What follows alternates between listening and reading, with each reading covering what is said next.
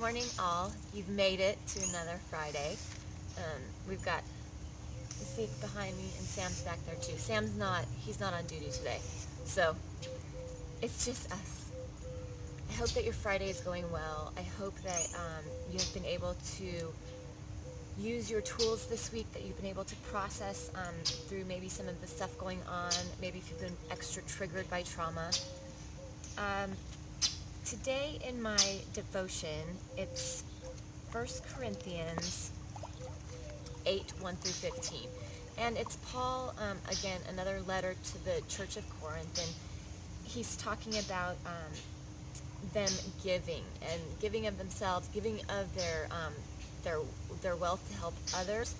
Now, I know this is the context of that church, and this is the context of that time, but I gravitated towards this last part, and I thought that it could actually be applicable to our ideas and our spirit. So, our desire is not that others might be relieved while you are hard pressed, but that there might be equality. At the present time, your plenty will supply what they need, so that in turn, their plenty will supply what you need. The goal is equality. As it is written, the one who gathered much did not have too much, and the one who gathered little did not have too little. And again, that's 2 Corinthians, and the whole passage is 8, 1 through 15, but I gravitated towards the end there. And this is not in any sort of political way, or that's not where I'm going for here. Our desire is that, not that while I may be having a hard time in life, or right now I might be doing very well,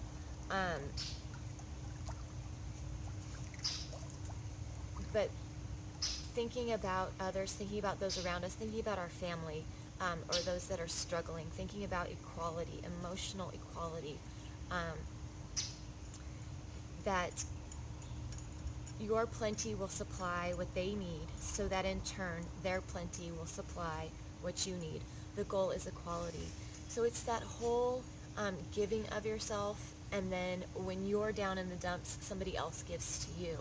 So and it doesn't matter which end that you're on today. So if you're on the I am exhausted, I need somebody to give into me today, that is beautiful. And then if you are on the side of I have a lot of energy and I feel very good right now and I can give to others today. So I'm looking at that equality of maybe reaching out today, maybe reaching out if you're feeling good, reaching out and just sending some emojis to people, or reaching out and telling other people how special they are. Or maybe if you're down in the dumps, again, maybe reaching out and saying, I'm having a hard time. And that's all. Or maybe a sad face emoji. Just, again, use your voice either way. So that was kind of where my mind went with that today. And then this was the passage that came along with it. Right now, the other night we had an incident at our house, but unfortunately one of our bushes got pushed, and baby birds, a nest, I don't know where it's at, but baby birds had fallen out, and they've got their feathers and stuff, and one of them is able to hop and the other one's not, but they're living on the ground. But what's amazing is I've been watching the parents, and they're blue jays, and they're so protective over their babies, and they've been feeding them, like one is here and one is here, and they're in the ground in the bushes, and I've been watching and trying to make sure no cats are around, that sort of thing. And for me, if you know me, it's very hard to stand back and realize that the parents, the birds, they have been already given the tools to take care of their young, even when they're on the ground. So that's kind of what I've been watching the last couple days, and it's been a really neat experience. I actually took video of the mom or the dad, whichever one. There's feeding the baby birds background and stuff. It was really neat because I had picked one up, and then, there was that old myth of, oh, if you pick one up, you have to keep it, or the mama bird won't come back to it. And that's a myth. Birds don't smell that well, and so there's not enough of our human scent on there if you just pick up and put away, that sort of thing, for the bird to even care. I think it's more of an instinct thing, that they knew exactly where I had placed them to get them out of the way, to get them off the driveway. So it was very cool. But here's the passage. The holiness of God is all around us, but it is not something easily recognized. Although the experience of the holy is direct, we know we have encountered something out of the ordinary. It is reflected in people whose lives are complex as our own. In Mother Teresa of Calcutta, the world experienced a vision of holiness. But as soon as she came to the world's attention, she was criticized for her failure to challenge the system that produced the conditions of poverty and hunger to which she was responding. The criticism, I suspect, was accurate, but rather than diminishing the holiness Mother Teresa reflected, it simply reminded us of her humanity. Holiness and perfection are not synonyms. And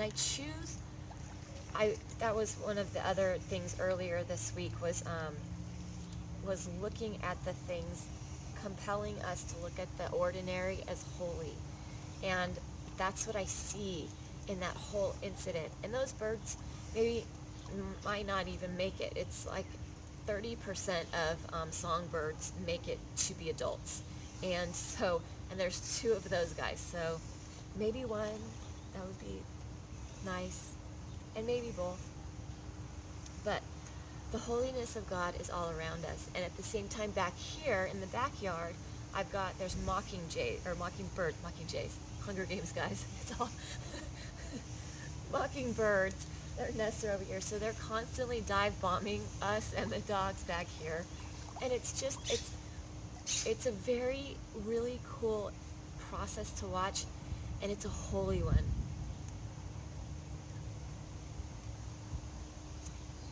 It's a holy thing to watch an instinct, to watch something be instinctually protective and nurturing. And I feel that can be our holiness today. That can be us being holy, being protective and nurturing of one another as Christians, of one another as humans. Protective and nurturing of the spirit, of the soul, of the heart. So I thought that was really good. And then I wanted to do kind of a short little tapping session with you.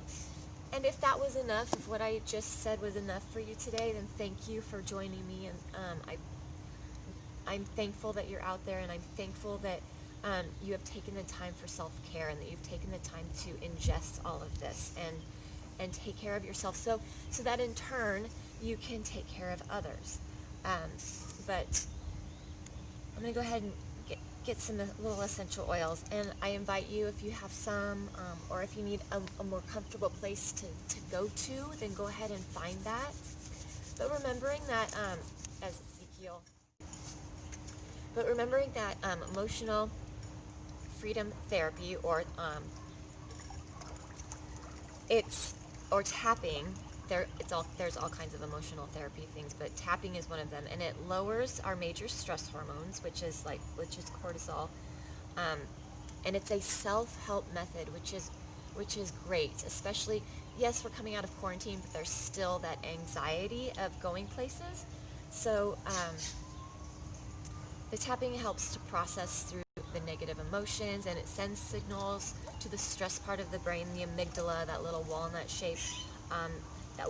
walnut-shaped emergency button. It sends signals to the brain to begin to emotionally and physically relax and calm down the body's alarm system. So our points of tapping are the karate chop right here, the top of the head, so kind of along the part or the center of the head, the eyebrows or the bridge of the nose, and we're using these 2 fingers, and then the side of the eyes or the temple, and then under the eyes, under the nose, the chin, the collarbone, this one always reminds me of a monkey, the rib or underneath the arm, and then the wrists, both wrists together. So those are our tapping points. Now first, our first step is to take a problem, tune in. So let's go ahead and breathe first before we tune in. So let's inhale it deeply, and then exhale that out. One more time, let's inhale that deeply, and exhale that out. All right, so now let's tune into a problem. What have you been struggling with today? What have you been, or maybe this whole week, what have you been struggling with? What have you been concerned with? Has it been panic? Has it been anxiety? Has it been fear, frustration, anger? Tune into that problem. Tune in to maybe feeling powerless, maybe feeling out of control, maybe feeling overwhelmed. Tune into that. So go ahead and figure that out. Tune into your problem. I'm going to do generic today, so you can add in your problem. And then rate it on a scale of 1 to 10. 10 being the highest, the most difficult, the most out of control, and then 1 being completely on a beach somewhere, everything's fine, nothing ever happened. So go ahead and go ahead and rate that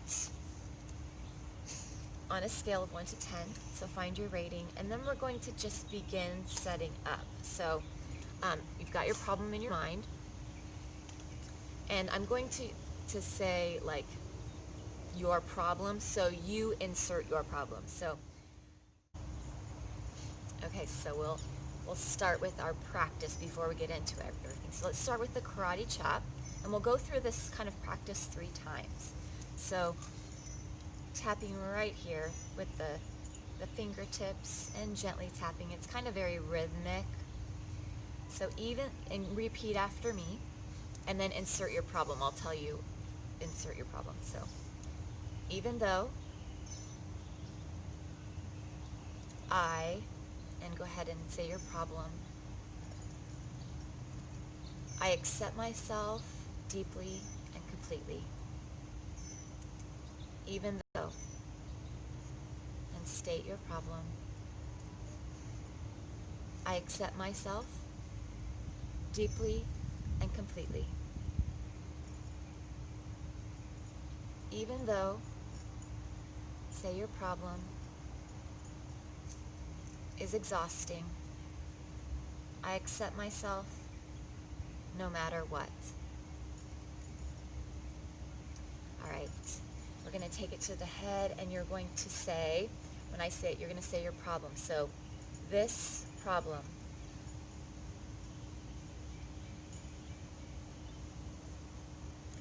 this stress about your problem, all this stress, all this worry,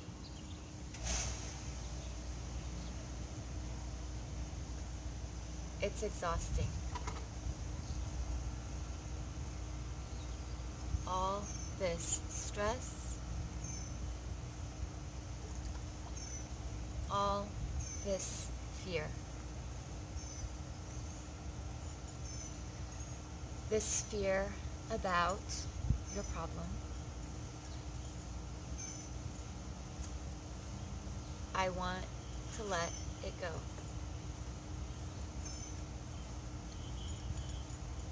But I'm scared.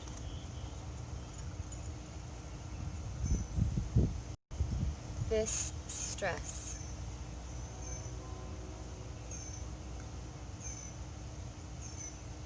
this fear,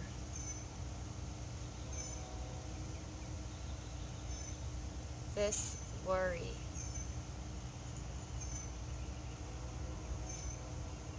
all this stress,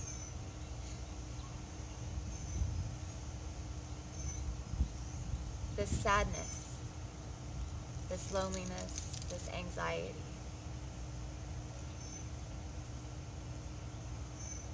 Say your issue, your problem. All these stressful feelings.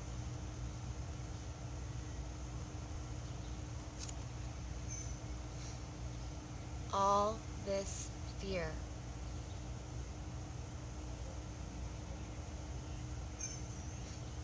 It's way too much.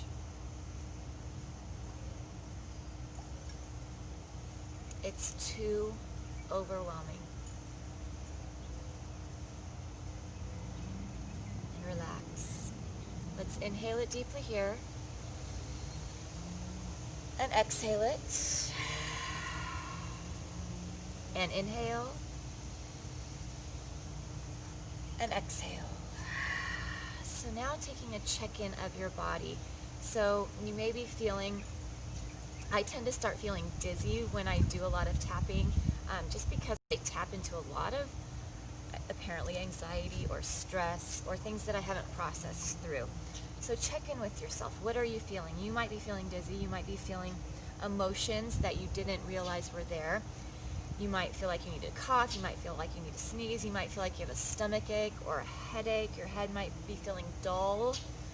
So recognize any unusual sensations, but knowing that this is normal for what we are doing for this process.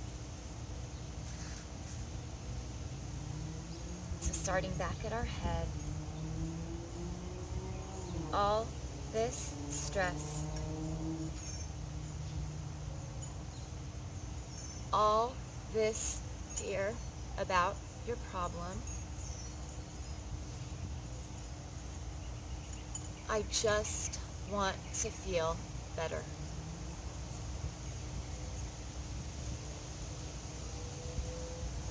I want to feel at ease.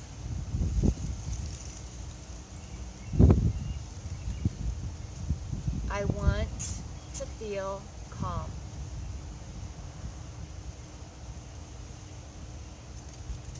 But I still have this stress about your problem.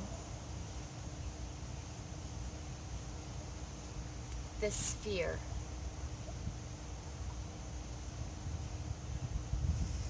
All this fear.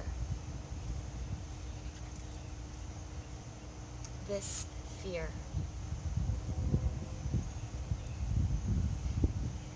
All this remaining fear. Relax. Let's inhale it deeply. And exhaling. Back to the head. These remaining fears about your problem. I wonder if I could feel more calm. I wonder if I could feel more at ease. I'm open to that.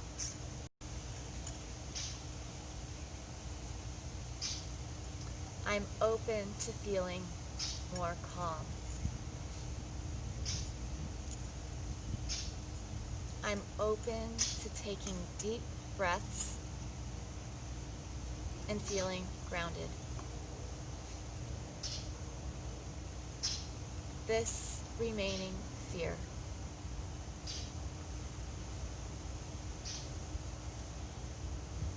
This remaining anxiety.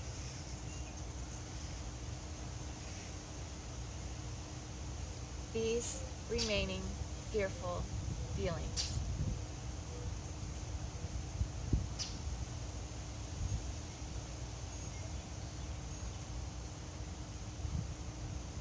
What if I could trust that I am safe?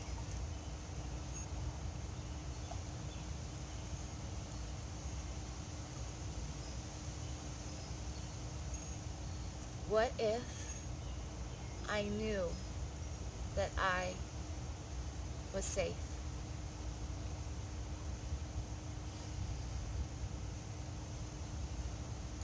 What if I can feel grounded with my feet firmly planted in the ground? I'm open to that. I'm open to feeling calm.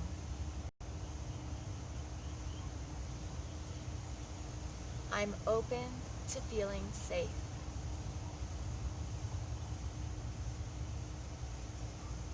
I'm open to taking deep, relaxing breaths, knowing I am safe. I am not alone.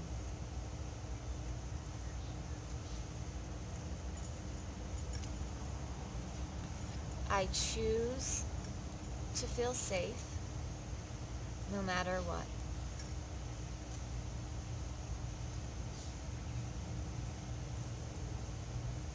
I choose to feel grounded no matter what is going on in my life or the world around me. I choose to feel calm and safe.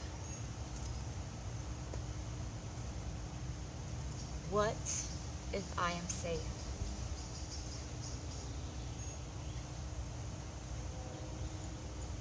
I choose to feel calm, relaxed, and safe. And release. Let's inhale deeply and exhale. Now checking in again with your body, checking in, recognizing again any sensations, any feelings that you may have, anything that may have come up, any emotions, recognizing those things, but also beginning to reevaluate on your scale of 1 to 10, reevaluating where you're feeling. Are you still in that 10? Or maybe we're never in the 10. Are you still in that 8 to 5 area? Or are you down in the 4 and 3 and 2 area? So recognizing where you're at. And if you need to, go ahead and rewind this and go through your tapping exercise again to bring yourself down further. But if you are where you feel like you need to be today, or if your body has had enough of this, or your mind has had enough of this, then relax and breathe and feel nurtured with what you've already done today and how you've taken care of yourself. So I want to thank you for joining me again today. Know that you are seen and that you are heard, that you are valuable, that you have a voice, and that you have a choice. Tomorrow is Trauma Sensitive Yoga Saturday, so I encourage you to take that, and that's got some good worship music on it tomorrow morning. So I hope that you have a wonderful weekend, and be blessed and be safe. Listening to all the birds. And then there's Sammy back there. Even without his vest, he's hanging around. All right, we'll see you guys next time.